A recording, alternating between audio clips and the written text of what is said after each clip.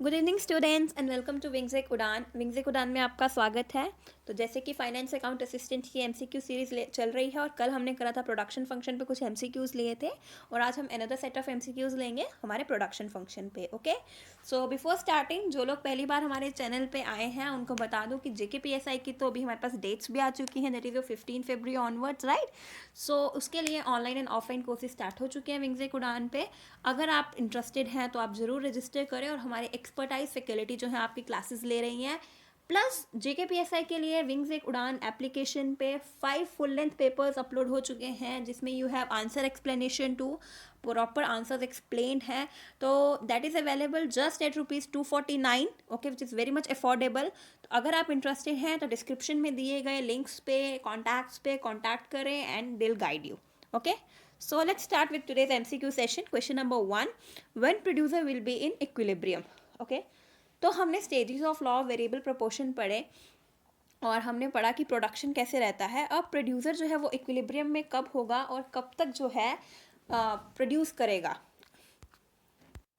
Okay, सो producer कहाँ तक production करेगा और कहाँ पे इक्विलिब्रियम होगा जहाँ पे वो मैक्सिमाइज करता है अपने आप को। So let us see producer equilibrium कहाँ पे होगा। ऑप्शंस में क्या है हमारे पास in stage 3 MP is equal to MC, wait, this is not MP, this is MR।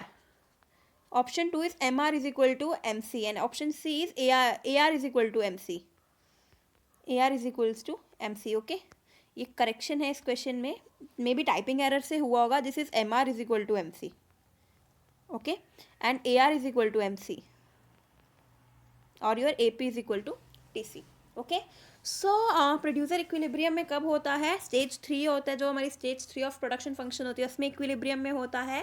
या जब मार्जिनल रेवेन्यू हमारा मार्जिनल कॉस्ट के इक्वल हो तब होता है, जब एवरेज रेवेन्यू मार्जिनल कॉस्ट के इक्वल हो तब होता है, या एवरेज प्रोडक्ट और टोटल कॉस्ट इक्वल हो।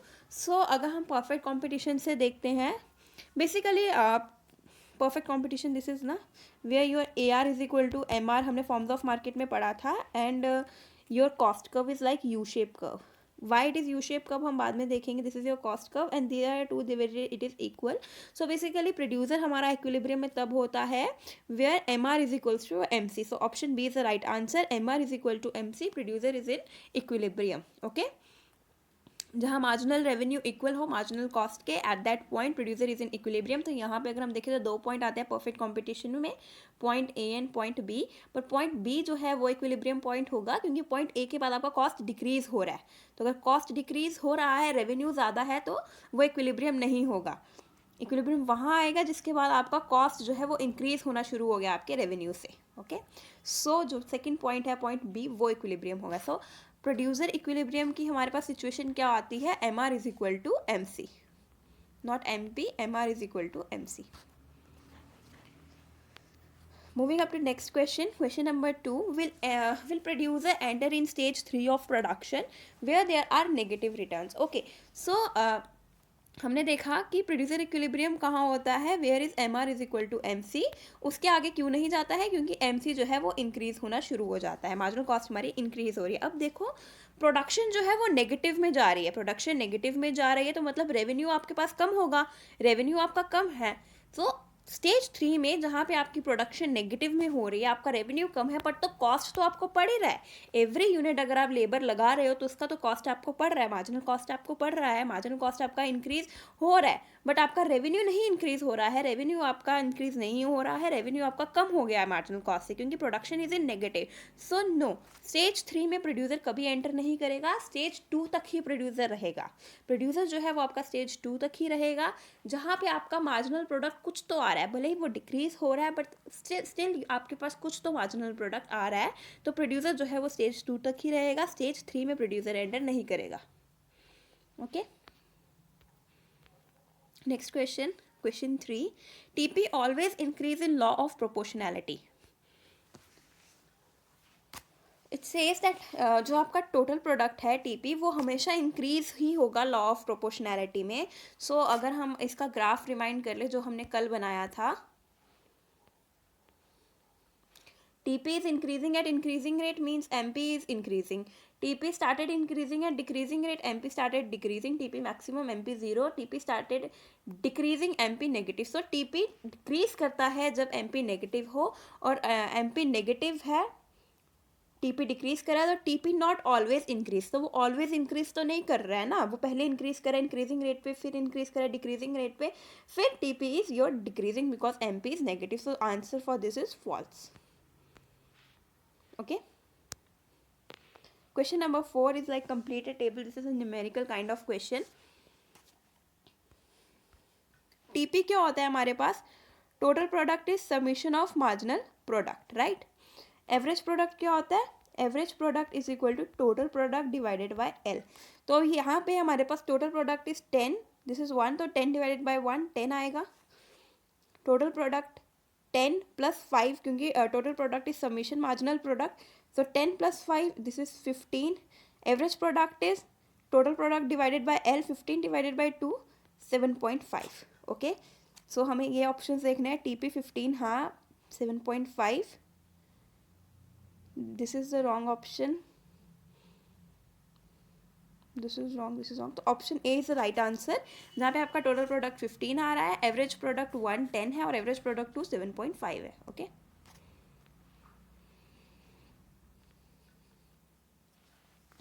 Production function of a firm is, firm का प्रोडक्शन फंक्शन दे रखा है. Q is equal to, this is your QX is equal to K to the power 2, K की पावर में 2 है, multiply by L to the power 2. Okay. K square and L square. Find out the maximum possible output firm can produce given K आपका जो capital है that is 4 and labour is 8. So basically putting this values production function तो आपको मिल जाएगा, that is 4 square multiply by 8 square. So it is 1024. 16 multiply by 64. Option B is the right answer. Okay. This kind of production function is also known as Cobb Douglas production function. वैसे तो finance account assistant में इतना deep नहीं आता है. This kind of production function जो हमारे पास रहता है, K to the power something, you can say alpha, multiply by the L to the power beta, multiply by a constant say A. This kind of production function is also known as Cobb Douglas production function. Okay. Question number 6. A curve shows combination of two goods that can be produced with a given amount of technology and resources is called as isoquant curve, production possibility curve, total production curve, or all of the above. So given options में हमारे पास option A है isoquant curve, production possibility curve, total product curve, and your all of the above. So isoquant curve कौन सा होता है? Isoquant curve आपका एक IC curve की तरह होता है. जिस तरह से आईसी कर्व होता है that shows consumer satisfaction. IC curve होता है ना, ऐसे हमने पढ़ा है, कंज्यूमर सेटिस्फेक्शन दिखाता है, where at every point consumer satisfaction same है. अगर गुड एक्स और गुड वाई का कॉम्बिनेशन है जिसमें at every point consumer satisfaction same है. सो आपका आइसोक्वांट कर्व क्या होता है? जहाँ पे कि आपके फैक्टर्स ऑफ प्रोडक्शन होते हैं, से यहाँ पे आपकी लेबर है, यहाँ पे आपकी कैपिटल है. सो इस पॉइंट पे जितने भी आपकी प्रोडक्शन आ रही है दैट इज सेम आउटपुट आपका लेवल ऑफ जो आउटपुट है दैट इज सेम. जो प्रोडक्शन हो रहा है दैट इज सेम प्रोडक्शन हर लेवल पे, सेम आउटपुट जो आपका प्रोड्यूस हो रहा है with the given combinations of capital and labour. So that is your isoquant curve. Okay. Next is your production possibility curve, also known as your PPC curve.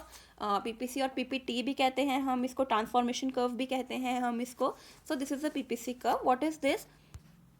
This curve also shows combination of two goods जो कि हम produce कर रहे हैं with given amounts and given technology. और given assumption रहता है हमारे पास कि हम जो स्टेट ऑफ टेक्नोलॉजी है, जो हमारे पास रिसोर्सेज हैं, वो एफिशिएंटली यूज़ हो रहे हैं. जितना हम उसमें से we are getting maximum out of our technology and resources and those are constant. Okay. PPC आपका जो शेप रहता है वो ऐसा शेप रहता है पीपीसी कर्व का, जैसे कि यहाँ पे आप मान लो इट इज़ गुड एक्स और good Y. So combination of two goods दिखाता है कि हम कितना प्रोड्यूस कर रहे हैं with given resources and given technology. So this is your PPC curve. Okay. And total product curve हमने पढ़ा लॉ ऑफ वेरिएबल प्रोपोर्शन में, that first increases at increasing rate, then increase at decreasing rate and then decrease. Okay. So इस question 6 का जो answer रहेगा आपका, that combination of two goods जो हमें दिखाता है, that is your production possibility curve. Production possibility curve जो रहता है वो कनकेव शेप में रहता है, जैसे मैंने बताया इस टाइप का कर्व होता है। यहाँ पे यू हैव गुड एक्स और गुड वाई जो भी आप प्रोड्यूस कर रहे हो with given resources and technology. So ये क्यों कनकेव शेप का रहता है? Because of your increasing marginal rate of transformation. इसमें जो इसका स्लोप है that is increasing marginal rate of transformation that is increasing, that's why इसका स्लोप जो शेप रहता है that is concave to the origin. अगर हम पॉइंट ऑफ ऑरिजिन से देखें तो PPC is concave to origin because of increasing rate of marginal transformation. Okay, marginal rate of transformation क्या होता है? The rate of transformation is at which rate we are shifting our consumption from y to x. Okay, so that rate is increasing, वो rate increase कर रहा है, इसीलिए this is a convex concave shape. and अगर हम देखें IC हमारा जो होता है वो convex shape होता है। IC convex shape क्यों होता है? because of decreasing MRS. Okay, moving up to next question, question number 7. What does slope of PPC represent? Slope of PPT क्या represent करते हैं मैंने बता दिया, that is slope of PPC is your increasing marginal rate of transformation. Slope कैसे निकालते हैं?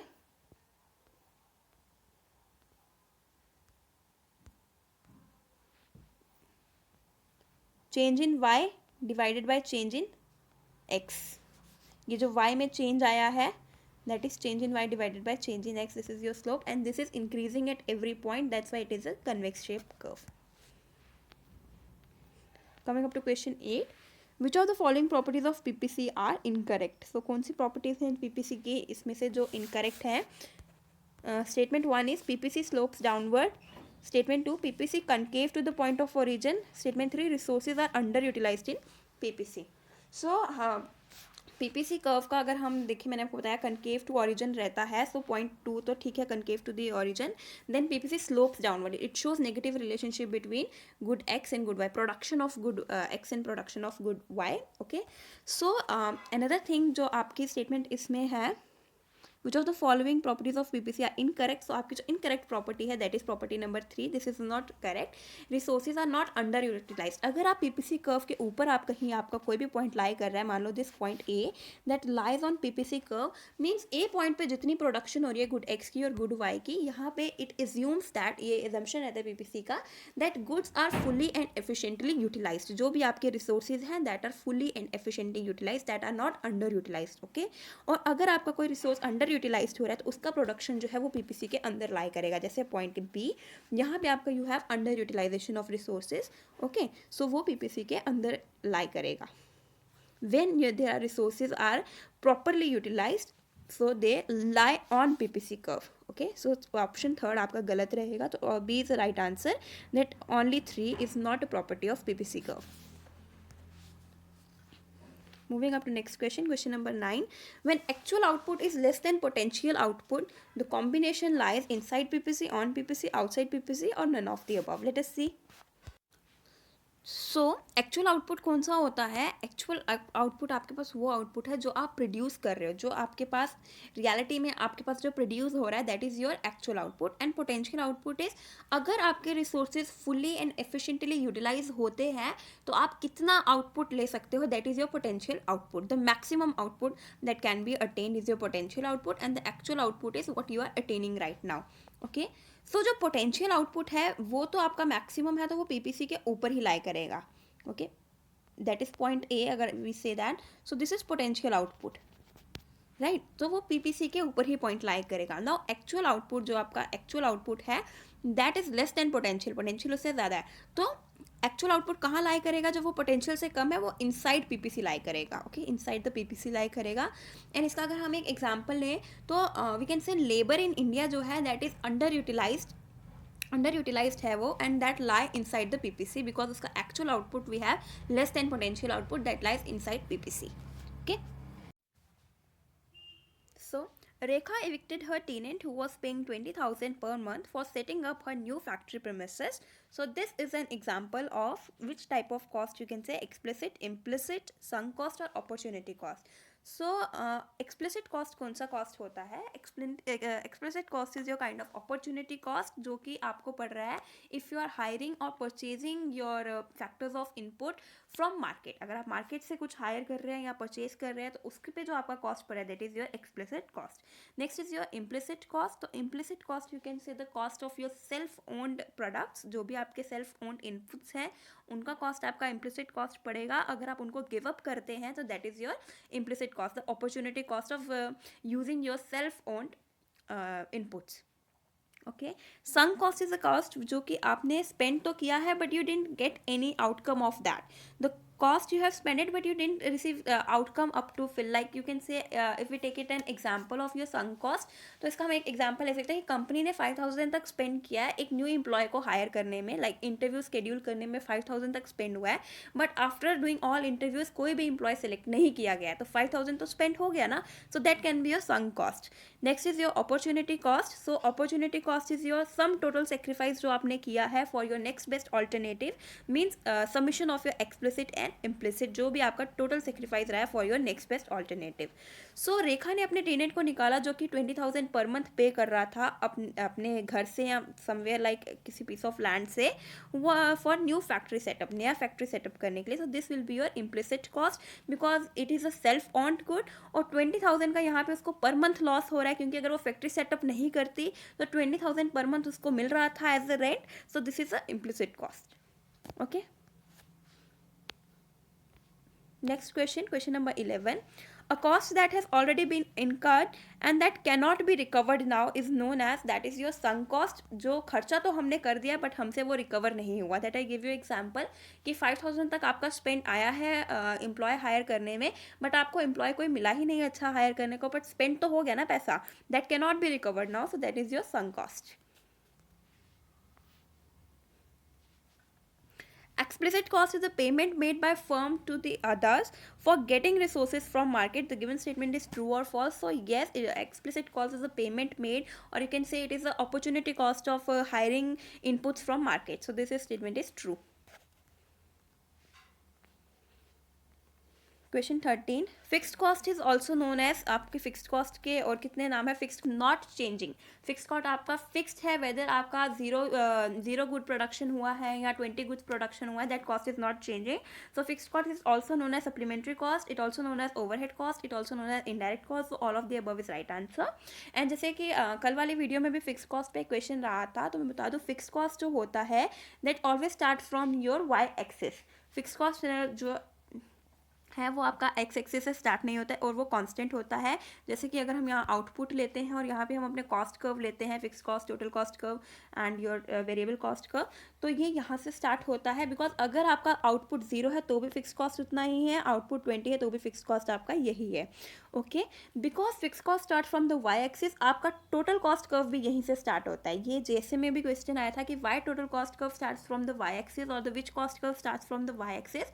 तो टोटल कॉस्ट कर्व भी आपका जो है वो वाई एक्सिस से स्टार्ट होता है इसी पॉइंट से because total cost is equal to TFC plus TVC. TVC क्यों start from origin? Why? They never intersect. TC and TVC never intersect. TVC आपका ओरिजिन से क्यों स्टार्ट होता है? क्योंकि अगर आपकी प्रोडक्शन जीरो होगी तो टोटल वेरिएबल कॉस्ट भी जीरो होगी. प्रोडक्शन जैसे जैसे बढ़ेगी वैसे वैसे आपकी टोटल वेरिएबल कॉस्ट बढ़ेगी बट फिक्स कॉस्ट जो रहती है वो फिक्स रहती है irrespective of your production. And total cost curve जो रहता है वो वाई एक्सिस से स्टार्ट होता है क्योंकि दोनों का डिफरेंस जो है वो टोटल फिक्स्ड कॉस्ट है और वो कॉन्स्टेंट है. Okay.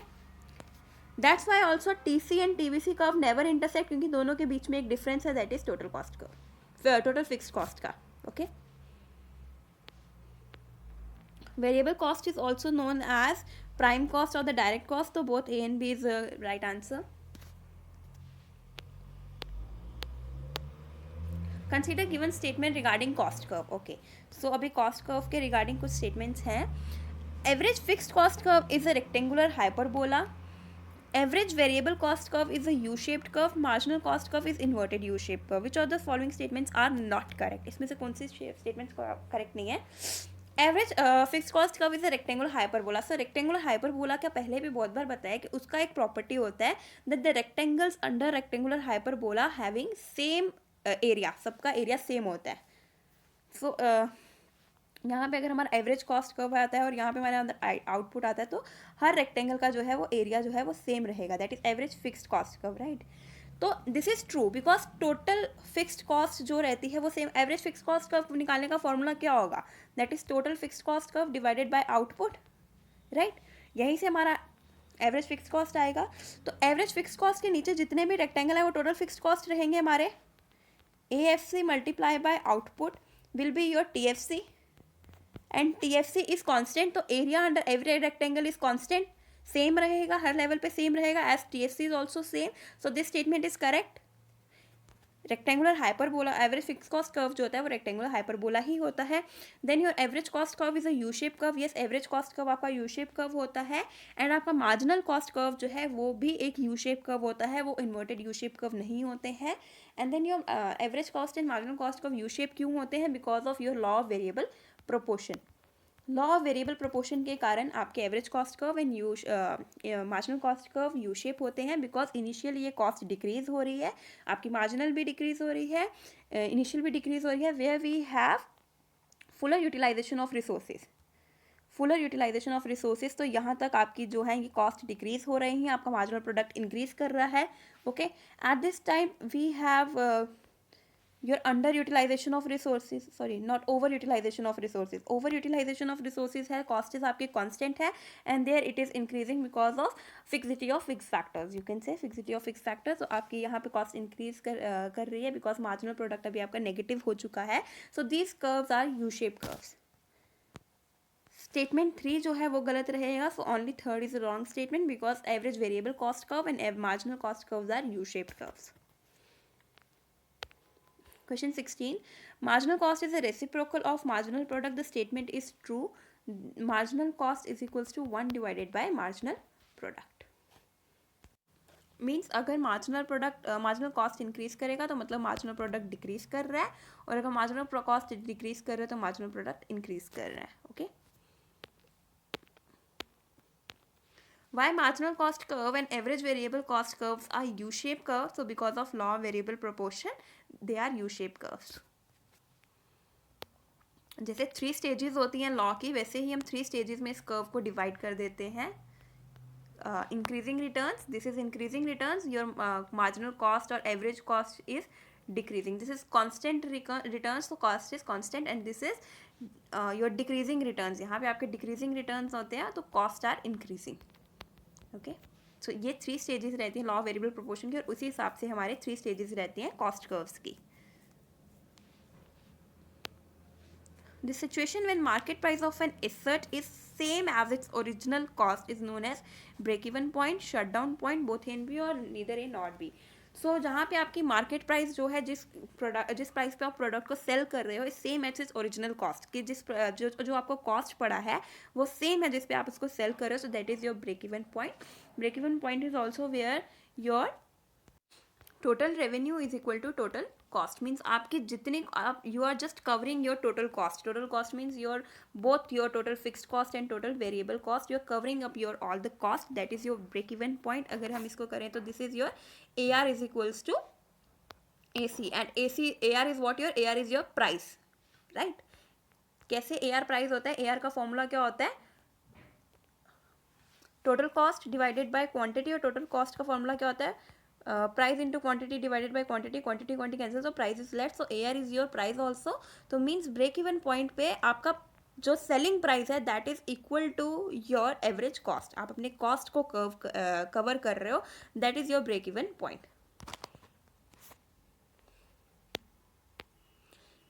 Break even point occurs when you are just covering your cost. Total revenue is equals to TC, AR is equals to AC, P is equals to C, so all of the above. Using equation express break even point is calculated as, so your sales is equal to fixed expenses plus variable expenses plus profit। basically your profits तो zero होते हैं because आप earn ही नहीं कर रहे हो, your total revenue is just total cost। so sales is equal to fixed expenses minus variable minus, so A is the right answer। Question 21.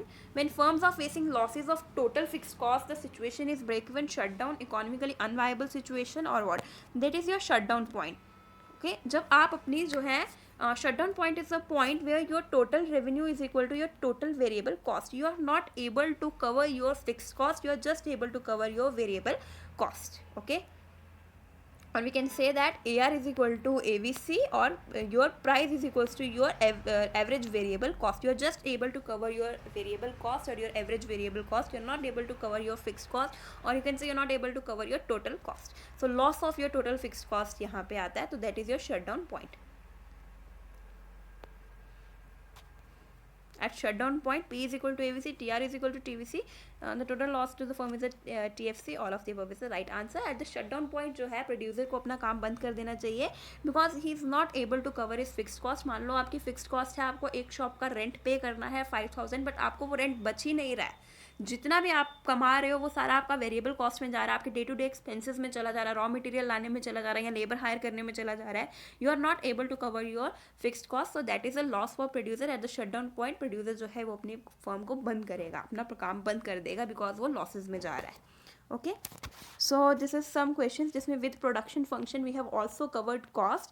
Cost जो था बेसिकली मैंने पहले इतना कवर नहीं करा था, बट जब मैंने देखा कि कुछ क्वेश्चंस में संक कॉस्ट पे क्वेश्चंस है, then your explicit cost and implicit cost पे भी क्वेश्चन है. सो बेसिकली हमने फिर से कॉस्ट को जो है वो कवर अप कर लिया. इन केस यू फील कि कुछ अगर रह गया है तो do comment down, will take a third part of it. Okay, thank you and stay tune with wings ए कुडान.